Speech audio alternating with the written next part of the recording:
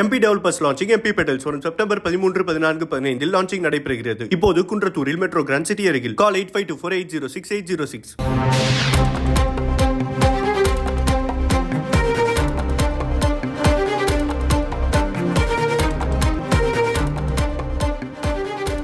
அரசியல் ஆதாயத்தை தவிர்த்துவிட்டு மாணவர்களின் நலனை முன்னிறுத்தி புதிய தேசிய கல்விக் கொள்கையை அமல்படுத்த வேண்டும் என முதலமைச்சர் ஸ்டாலினுக்கு மத்திய அமைச்சர் தர்மேந்திர பிரதான் வலியுறுத்தியிருக்கிறார்.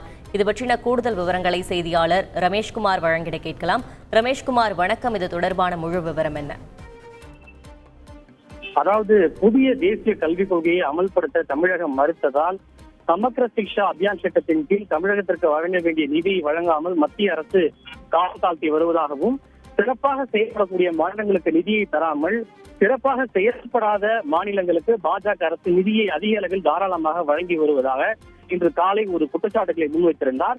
தமிழக முதல்வருடைய இந்த குற்றச்சாட்டுக்கு மத்திய கல்வி அமைச்சர் தர்மேந்திர பிரதான் 4 விதமான கேள்விகளை எழுப்பி பதிலளித்திருக்கிறார். குறிப்பாக தேசிய கல்விக் கொள்கை என்பது தமிழ் உட்பட தாய்மொழியில் கல்வி கற்பதற்கான வாய்ப்பு வழங்கப்பட்டுள்ளது. இத்தகைய சூழலில் தமிழ் உட்பட தாய்மொழியில் கல்வி வழங்கப்படுவதை நீங்கள் எதிர்க்கிறீர்களா? அதே போல தமிழ் உட்பட தாய்மொழியில் தேர்வுகள் நடத்தப்படுவதை நீங்கள் எதிர்க்கிறீர்களா?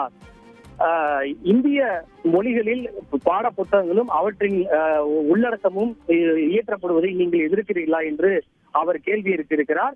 எனவே உங்களுடைய அரசியல் ஆதாயங்களை புறம் தள்ளிவிட்டு மாணவர்களுடைய நலனை முன்னிறுத்தி புதிய தேசிய கல்விக் கொள்கையை அமல்படுத்துமாறு உங்களை தாழ்மையோடு கேட்டுக்கொள்கிறேன் என அவர் குறிப்பிட்டிருக்கிறார். ஜனநாயகத்தில் மாநிலங்களுக்கிடையே ஆரோக்கியமான போட்டி என்பது வரவேற்கத்தக்கதுதான். இருப்பினும் ஒரு கருத்தை முன்வைப்பதற்காக மாநிலங்களை ஒன்றோடு ஒன்று மோத வைப்பது இந்திய அரசியல் சாசனத்துடைய ஆன்மா மற்றும் ஒருங்கிணைந்த இந்தியா என்ற கருத்துக்கும் எதிரானது என்று அவர் குற்றம் சாட்டியிருக்கிறார். அவர் தமிழகத்தையும் மற்ற மாநிலங்களையும் தமிழக முதல்வர் ஒப்பீடு செய்தது தொடர்பாகத்தான் இந்த குற்றச்சாட்டுகளை குறிப்பிட்டிருக்கிறார். போட்டி என்பது ஜனநாயகத்தை பொறுத்தவரை ஆரோக்கியமான ஒன்றுதான். ஆனால் ஒரு கருத்தை முன்வைக்க வேண்டும் என்பதற்காகவே மாநிலங்களை ஒன்றோடு ஒன்று முன்னிறுத்தி அவர்களிடையே மோதல்களை உருவாக்குவது என்பது இந்திய அரசியல் சாசனத்துடைய ஆன்மாவுக்கு எதிரானது என்று அவர் குறிப்பிட்டிருக்கிறார். புதிய தேசிய கல்விக் கொள்கை 2000 என்பது பெரிய அளவிலான பரந்த அளவிலான கலந்தாலோசனை செய்யப்பட்ட பிறகுதான் உருவாக்கப்பட்டுள்ளது.